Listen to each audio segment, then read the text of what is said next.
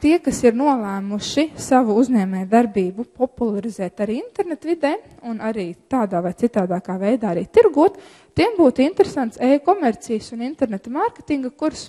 Šajā kursā nemāca, kā soli pa solim uztaisīt interneta veikalu. Šeit māca visu, kas ir jāzina.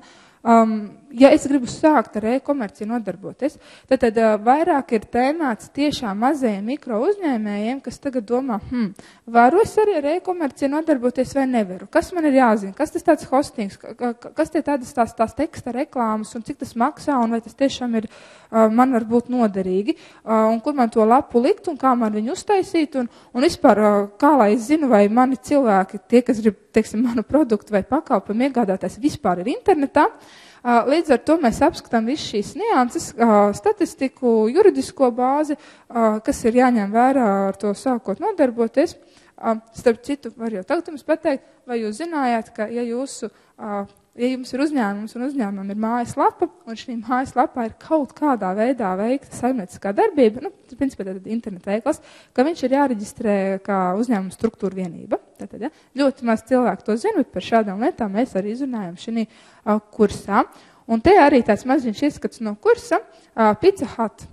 Pizza Hut ir pirmais interneta veikals, kas vispār sācis darboties, kopš internets kļuva pieejams komerciālajai lietošanai. Stāsts ir par pizzeriju Amerikā, un viņi joprojām eksistē. Tā kā, ja mēs gribam tādu kārtīgu pieredzi uzzināt par e-komercijai uzņēmumu, kurš izgāja cauri visām fāzēm un joprojām eksistē, lūdzu, pieredzes apmaiņas brauciens uz Ameriku, tā teikt.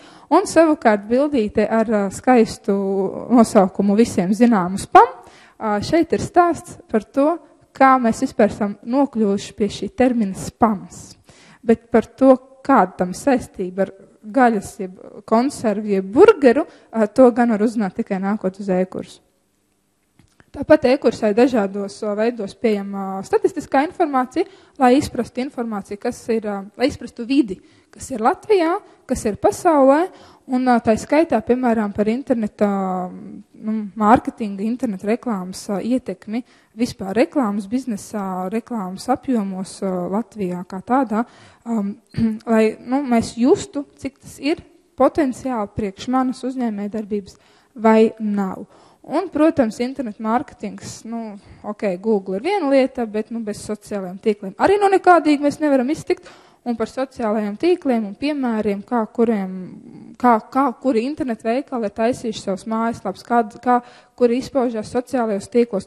To visu skatās klātienē, analizē, apspriež, un ja jums jau ir savs maziņš internet veikaliņš, vai arī tikai doma par tādu, vai arī mājaslapa, tad arī to, ja jūs piekrītat, apspriež kursa laikā un iesaka, tā teikt, viedokļus un tā.